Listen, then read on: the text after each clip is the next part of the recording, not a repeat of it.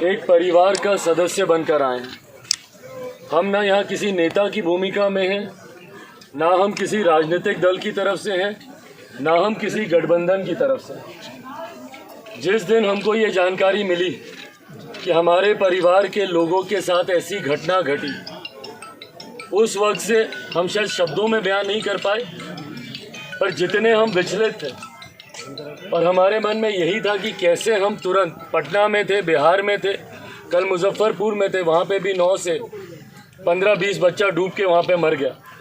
तो वहाँ पर हम उन बच्चों के परिवारों से मिलने गए थे और तुरंत उसके बाद हम यहाँ पर आए हैं सिर्फ और सिर्फ परिवार का सदस्य बनकर, क्योंकि आप में से कई लोगों ने इस बात को प्रमुखता से कहा हमारे पिता के बारे में कि वो थे तो वो भी ऐसा ही करते थे।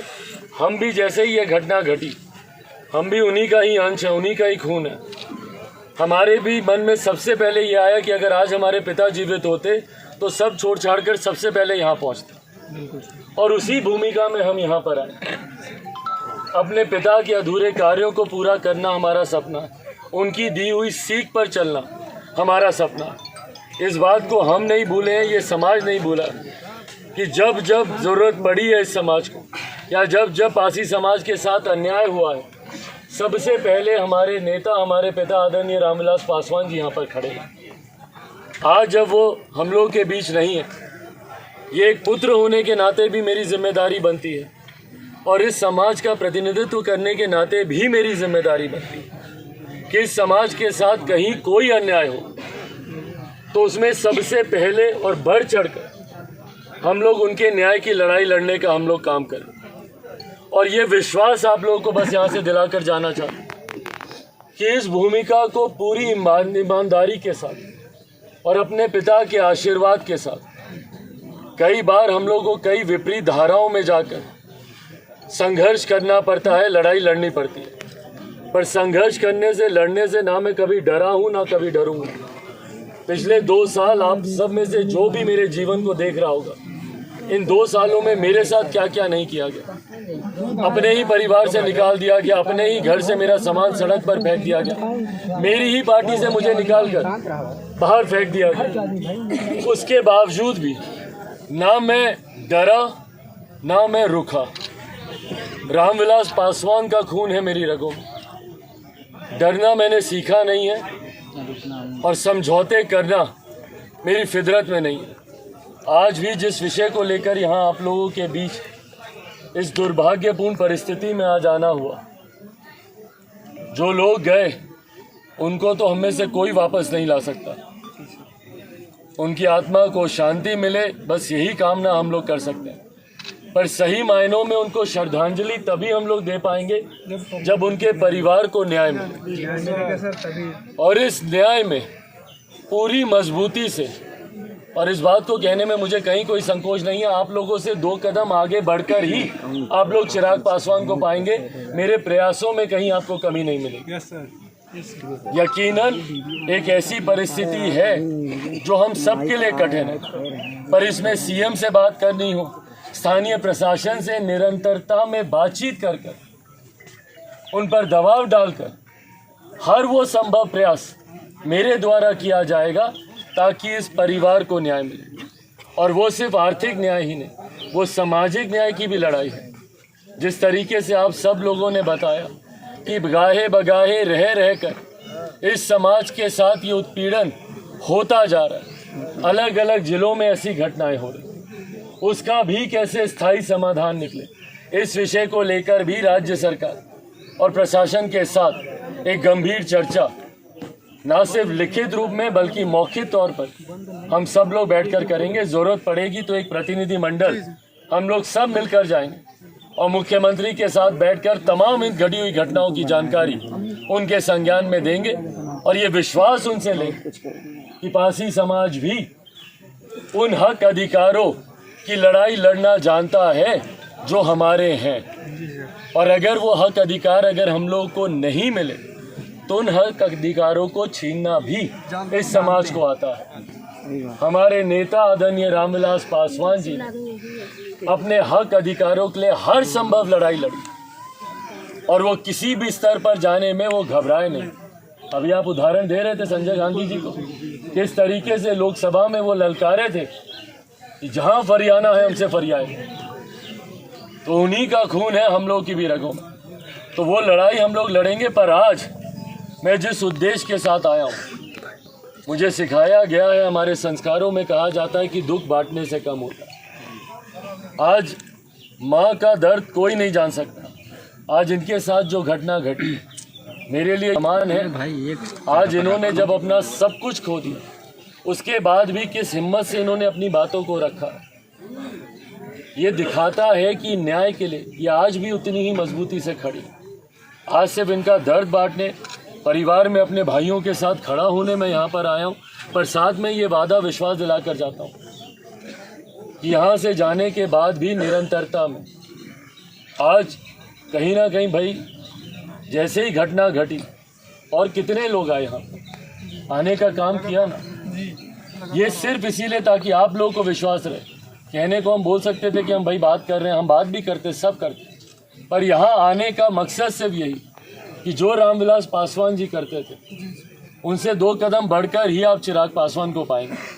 हमारे प्रयासों में, हमारे कार्यों में कहीं कोई कमी नहीं रहेगी, पर हाँ साथ हमको आप सबका भी चाहिए।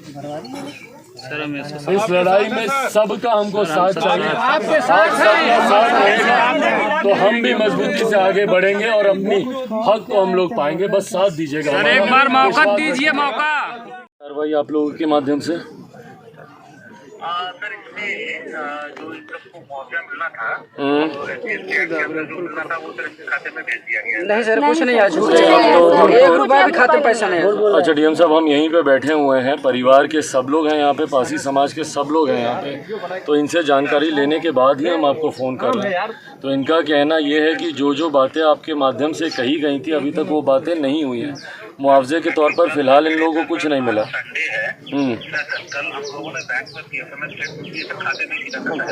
हाँ, तो आज कल सुबह खाते में पहुँच जाएगा सर। पक्का कल सुबह पहुँच जाएगा।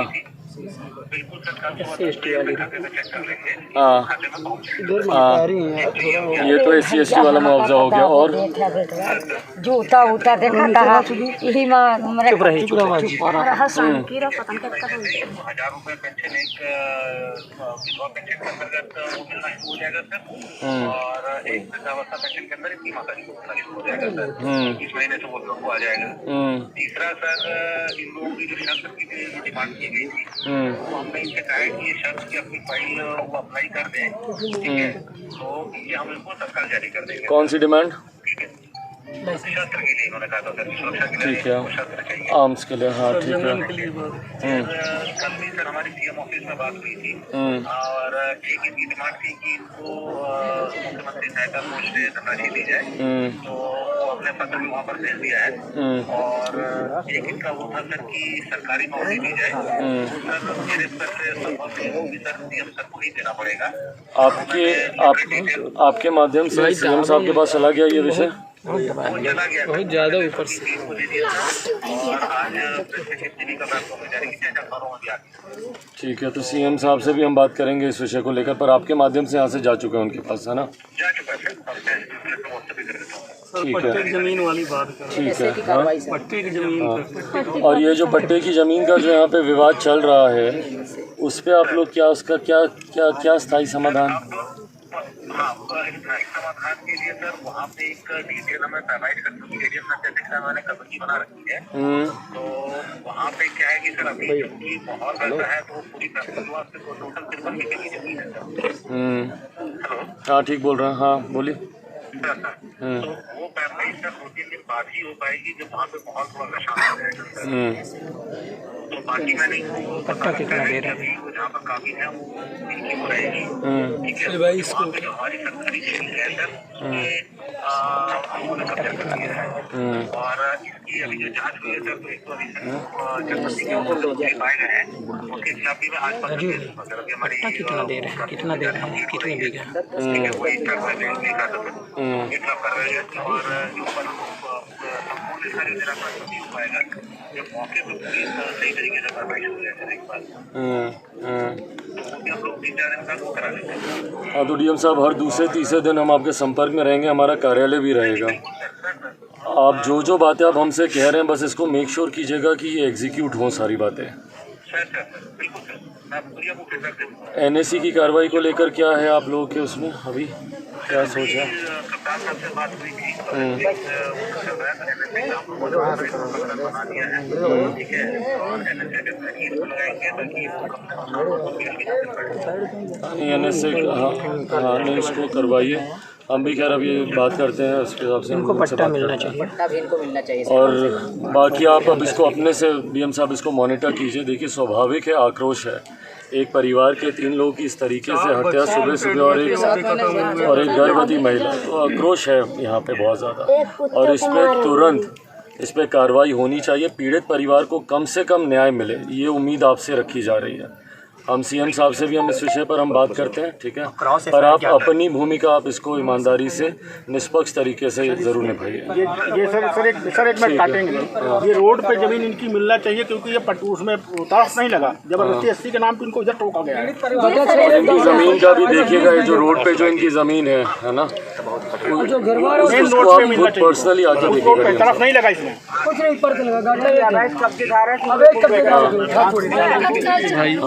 ठीक है तो अपना आके एक बार इसको देख के। आज जिस तरीके से फांसी समाज में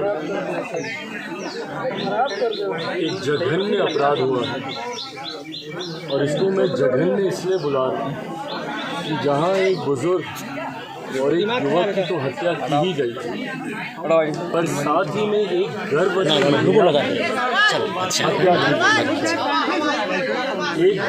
महिला की हत्या इस निर्ममता से करना ये जघन्य अपराध की श्रेणी में ही आता है। परिवार ने अपनी पीड़ा को यहाँ पर बताया कि किस तरीके से लंबे समय से ये विवाद चल रहा है और संभवतः इस विवाद की जानकारी स्थानीय प्रशासन को समय समय पर दी जा रही है। सवाल कई खड़े होते हैं कि अगर इस विवाद की जानकारी थी तो क्या स्थानीय प्रशासन के द्वारा उचित कदम उठाए गए? नहीं उठाए गए तो क्यों नहीं उठाए गए? क्या ये जानकारी होने के बावजूद कि परिवार पे किसी तरीके का खतरा है, परिवार वालों को किसी तरीके की सुरक्षा मुहैया कराई? क्या कोई ऐसी इंटेलिजेंस की रिपोर्ट स्थानीय प्रशासन के पास थी कि कोई इस तरीके की घटना को अंजाम दे सकता है? ये तमाम जांच के विषय और मैं उम्मीद करता हूँ कि इस पर निष्पक्ष जांच होगी।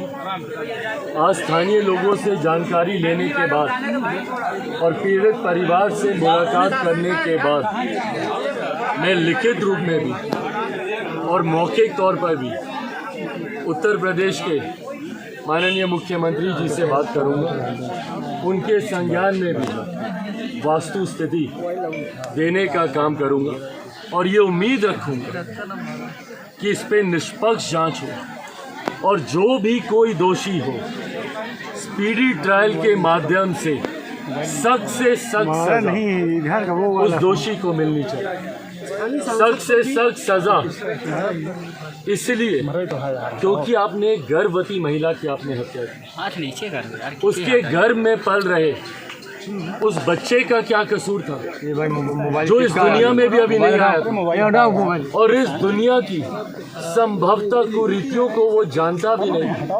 उसको नहीं पता था कि समाज में जात पात धर्म मजहब के नाम पर भी बंटवारे होते।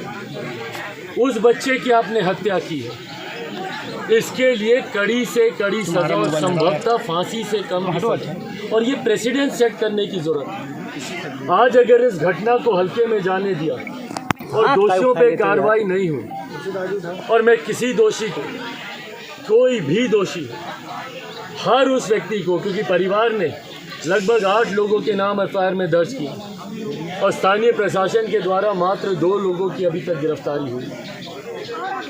चाहते हैं कि जल्द से जल्द जितने दोषी हैं सबकी गिरफ्तारी हो और सबके ऊपर कड़ी से कड़ी सज़ा उनको होनी चाहिए और जो लंबे समय से यहाँ पर पट्टा को लेकर जो विवाद चल रहा है उसका एक स्थायी समाधान यहाँ पर निकलना चाहिए। डीएम साहब से भी अभी मेरी बातचीत हुई है। जाने के बाद तमाम वरिष्ठ अधिकारियों से भी मैं संपर्क साधूंगा और लिखित रूप में भी तमाम इन मांगों को उनके समक्ष रखूंगा।